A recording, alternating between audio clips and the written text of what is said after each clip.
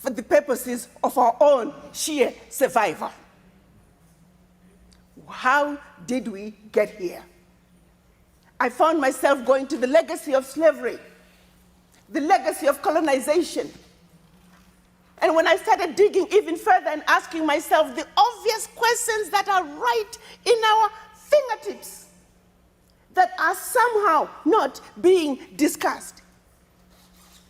How on earth do you expect individual African countries to fight this game on the world stage as little-bitty countries that we are? And why are we these little-bitty countries that we are? With my own personal understanding of my history, I do know, coming from Southern Africa, I am from some very powerful kingdoms. That was before Rhodesia.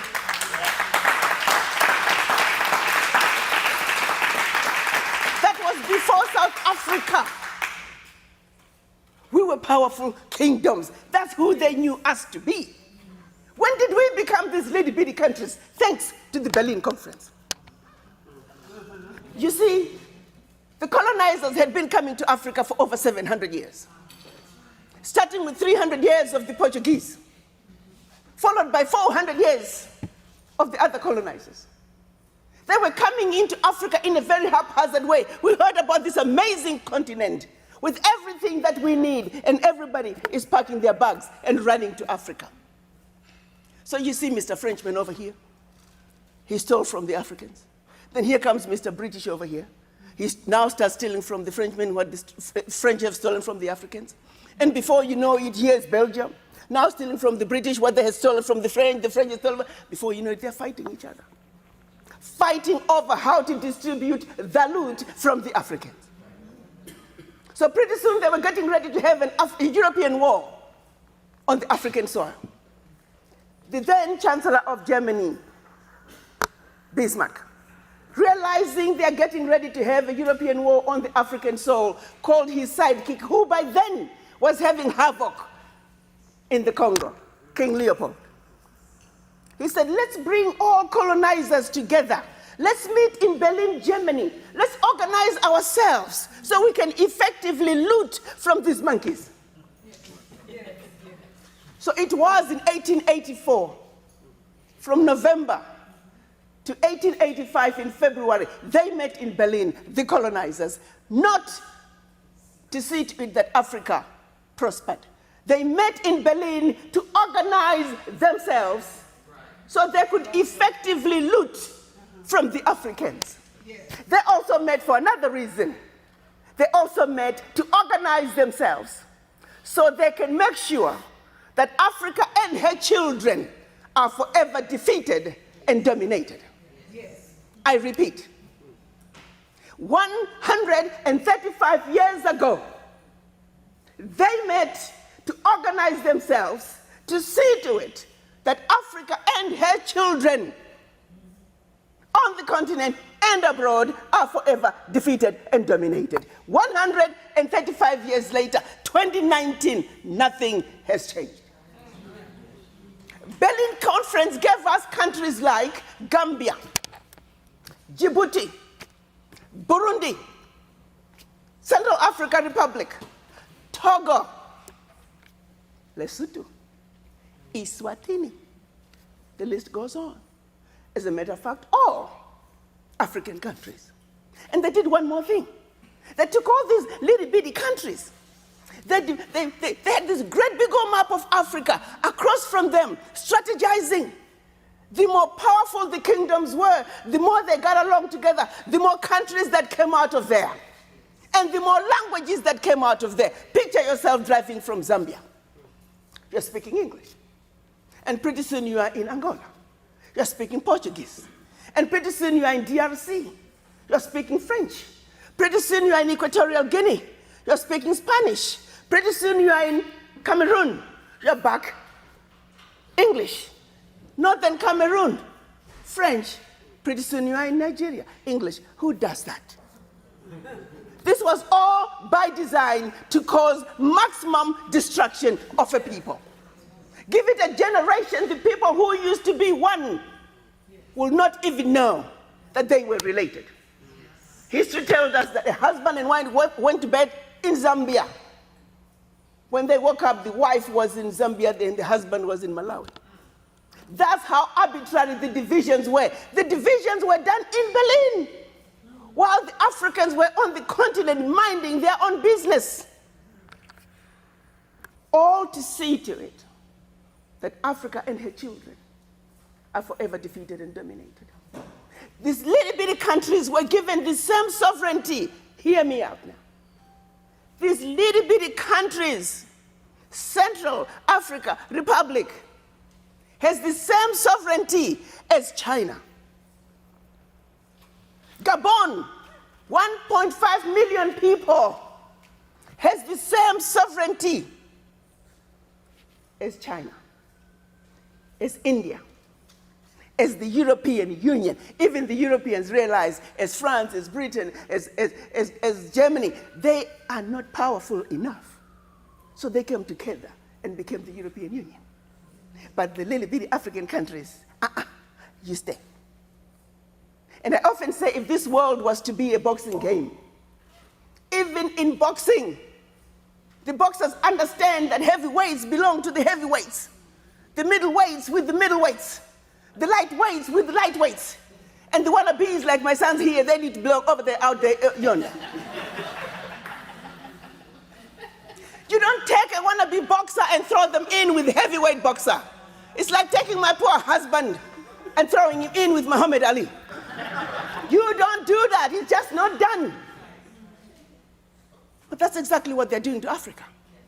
How do you take Gabon with 1.5 million people, my fellow brothers and sisters, and throw Gabon 1.5 million into the same boxing ring with China, 1.3 billion? And you call that parity? And when Gabon gets his rear end kicked, and the world is like, what's wrong with you, Gabon? How did you allow China to beat you up? And nobody even goes past that. Gets even better. So it wasn't bad enough that we chopped up Africa into the tiny little countries that can never make it on their own. And should they even try to make it like Africans always do, we are easy to destabilize. We're small economies. It doesn't take much to knock us down. Well, when they were quote unquote, and I'm going to do this in quotation mark, leaving Africa between 1958 and 1961, France did something absolutely horrible. France made the Francophone African countries, and I don't even want to use that terminology, but I only use it for the purposes of conversation. The 14 countries which were formally, but still colonized by the French, they were forced to sign a document that they called the Pact for the Continuation of Colonization. You heard me. The Pact for the Continuation of Colonization. If you want your independence, you must sign this. Guinea, Secretary said absolutely not. Mali said absolutely not. France, pack your bags and go on back home. France could not believe it. Could not understand that an African country, these monkeys, do not want to be affiliated to France. They said, we will show you. So history tells us France went into those two countries, took everything that they thought they had brought to those two countries, including the last teaspoon and chair, proceeded to pour concrete into the sewage pipes, completely devastating the two economies. The then newly appointed president of Ghana, Kwame Nkrumah, in his efforts to rescue these two economies, created the first ever union of any African states, Ghana, Guinea, and Mali. But what that did was it made the other African countries realize that if they go against France, this was the fate that was waiting them. So what did they do? Wave the paper. And they signed. What did the pact say? One. The pact said, you monkeys, you don't know how to manage your money. So you shall deposit 85% of your bank reserves with the French Central Bank under the control of the French Minister of Finance. and that France is going to take your deposits from the individual countries, pool them together, invest them in the French stock market under the French name. And you, monkeys, you may or may not know the returns. Latest figures are showing this is still going on since 1958. France today is collecting out of Africa over $500 billion before investing. And when they finish investing this money, for every 14 billion out of Africa, they're recognizing over 300 billion. Now do the math. So when it's actually said and done, France is taking out of Africa trillions of dollars every year, and we, the poor Africans, are gladly giving it to France. And the same France has the audacity to look at us and call us poor people. 1958. They went further with the pact. You see, we will also print your own money. We will print your money for you. They instituted what they were calling the CFA, special currency for the African countries, and that only France can print that money for you. They went on to say all the contracts, large contracts, public and private, French companies have the first right of refusal. All your minerals discovered, yet to be discovered, France has the first right of refusal. Now, my brothers and sisters, if one of you was to wake up one morning and you're president of one of those countries, and your chief of staff walks in first day and starts reading you out the do's and don'ts as stipulated by the Pact for the Continuation of Colonization, what power do you have? None. And the same countries that are stealing from Africa, they have the audacity to look at Africa and say, Africans, what's wrong with you? Why can't you all take care of yourselves? Well, let's start by leaving our $500 billion on the continent. But what they do instead, they want to throw you with a smoke screen. Your African leaders are corrupt. Well, you know, I gave you that. I mean, not all African leaders are corrupt. Africa is a family. No family is complete without crazy Aunt Sally and crazy Uncle Tom. Nobody's perfect. Okay, fine, so I'll give you that. Their own figures are saying 50 billion is getting out of Africa from corruption. Fine, I give you that. But you do not want me to engage in a conversation that's solely limited to the $50 billion out of Africa through corruption. First, you don't tell me where it's going. You simply tell me it's getting out of Africa. But secondly, there's a bigger thief. You got two thieves, one with a briefcase with 50 billion and the other thief with a briefcase with 500 billion. I am a smart woman. You want me to ignore the one with 500 billion and put all my energies on a suitcase with 50? And by the time the one with 500 billion is done investing, we are talking trillions. Now, do you see how quickly the funds out of Africa from corruption become the larger chunk under the table? And they want you to stay under the table. So you never have to talk about what is on the table. We must wake up, Africans. We must think about our situations. How did we get here? Are we willing to let France continue to loot from us for how long? Are we willing to continue, the colonizers, to continue to colonize us? Because the truth of the matter is, all of them have never left Africa. They are still very active in Africa. But they throw you stupid little issues. And because of our colonized minds, because of our minds suffering from slavery, we just follow. We refuse to think. And I'm going to take it home a little bit here. How many times some of you continental Africans? I was talking about a guy. Oh yeah, are there a lot of, this one happened to be Zimbabweans. Are there a lot of Zimbabweans in town? Oh, no, I don't mix with Zimbabweans. Can I get an amen? Amen. How many times have you gone to Africa, you as a continental African, you sit in a restaurant to order something, and our Caucasian brothers and sisters happen to walk in. You see how quickly our own brothers and sisters abandon us to run to wait on our Caucasian brothers and sisters.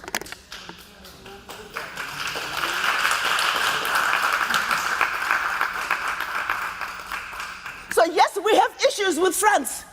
Yes, we have issues with the former colonizers. But also, yes, we have issues of the mind.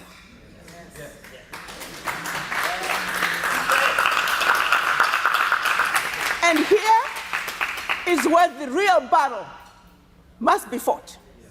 And until we wake up and have a serious conversation with the image in the mirror, nothing, zero, zouch, is going to change in Africa, and nothing is going to change our circumstances. So we must wake up and be very realistic about who we are and have a serious conversation with the image in the mirror. And ask yourself some very hard questions. Am I colonized? Am I suffering from the legacy of slavery? And if so, how do I remove the shackles of the mind? And that's for you to deal with on an individual basis. Nobody can fight that battle for you. No amount of education can assist you with that. The question is, are you sick and tired of being sick and tired?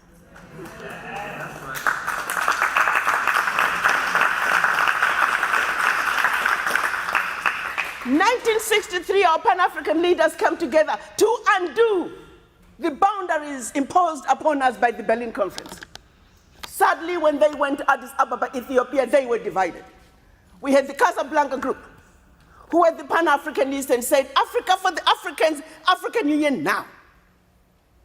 That was Ghana, Guinea, Mali, Egypt, Morocco, Algeria, and Tunisia.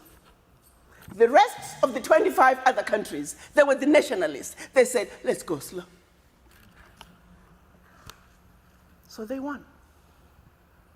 We often say in 1963, when the Casablanca group lost, Africa lost. 55 years later, we are still going slow. But all is not lost, my brothers and sisters. Last year, March in Kigali, finally, the African heads of states come together and say, enough is enough. This insanity cannot and must not continue. So they signed and agreed on what we are now calling the African Continental Free Trade Area. 52 African countries, 52 African heads of states signed on this. And after the leaders agreed on that, they then have to go back to their countries and put this decision through their parliament. We call that ratification. Out of the 52, they only needed 22 countries to ratify. But I have to tell you, the world never thought it was going to happen. There were some, they told me personally, Ambassador, this CFTA, it's going to be a piece of paper in a drawer. Ratifications, they take years, this is never going to happen. Where there's a will, there's a way. March 2018, the heads of states agreed on the decision of the African Continental Free Trade Area. March 2019, exactly 12 months later, the 22nd ratification was deposited to the African Union. Hallelujah.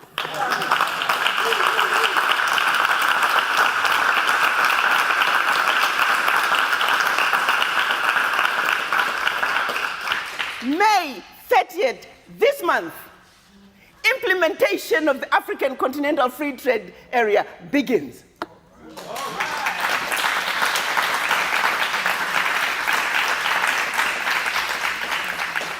Also last year was an amazing year, and we must give credit where credit is due. The heads of states came together again, 2018, Continental Free Trade Area to succeed, the children of Africa must be free to move and live and work where they choose on the continent. They signed what they call the Protocols for the Free Movement of People.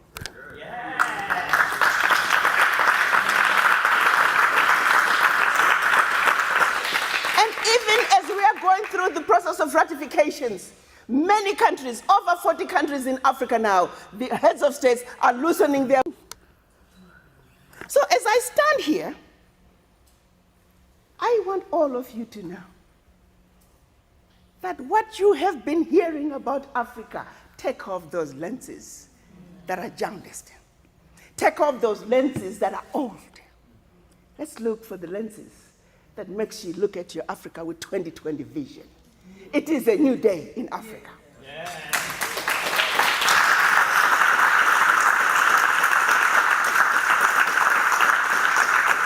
And I am not mincing my words. The reality is, the rest of the world could disappear. If we can just be left with the United States of America and Africa, we're going to be all right. Because everything the United States needs can be found in Africa, and everything Africa needs can be found in the United States. So I am a woman on a mission. United States, whether the United States likes it or not, United States shall be the best friend Africa has.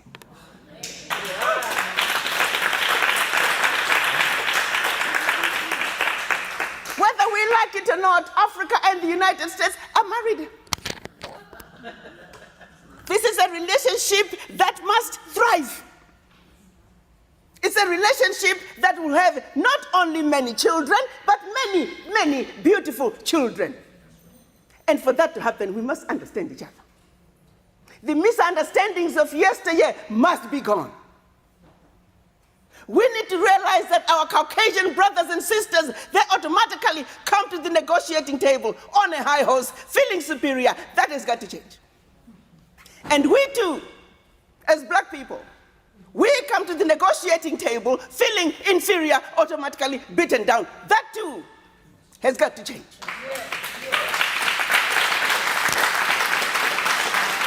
We are running parallel to each other. If we're going to be married, there is no conversation running parallel. My Caucasian brothers and sisters, please get off your high horse, come down.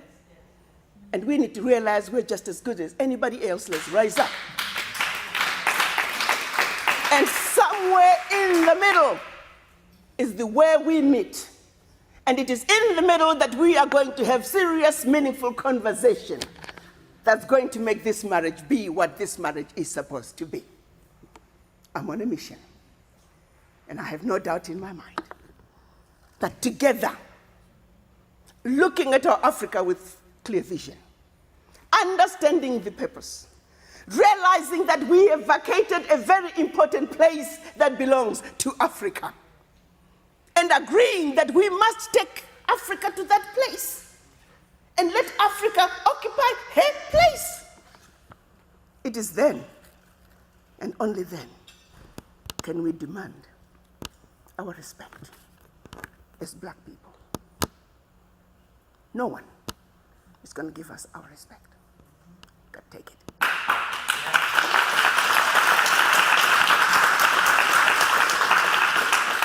And allow me to give it to you men. Because you, as black men, you have let us down as your wives. You have let us down as your sons and daughters. What have you done to fix this? Nothing. What have you black men done to fix this? Nothing. Well, we're putting you in check as black women.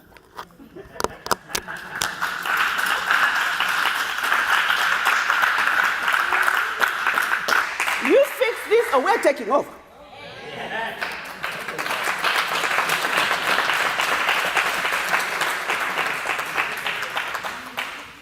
Let me conclude by sharing with you a story about one woman called Nanaya Asantua. She was the gatekeeper of the Ashanti gold stool. The British governor in the 1900s, after they had beaten up the kingdom, arresting and putting all the kings and chiefs in exile in Mauritius. The Ashanti king was already locked up in Mauritius. They were now going after this too. Because you see, you got to understand the spirit of the Ashanti rests in that stool. So when you take that golden stool, you are taking the spirit of the Ashantis. They were going to take the stool to England. So the Ashanti men, they caved in. They went to the governor and said, well, if we give you this stool, can you bring back the king? So that was getting ready to happen. They were getting ready to sell the soul of the Ashanti people. But Nanaya Asandua would not have it. She told the men, is it that the strength of the Ashanti men is no more? Is it that we, the Ashanti women, are standing here defenseless? She says, this stool is not going anywhere. And if you men do not fight to defend this stool, me and my fellow women shall take up arms, and we will fight till the last one of us is gone. So she shamed the men, who then took up the arms and fought the British and saved the golden stool. Come on, girls, let's save the golden stool.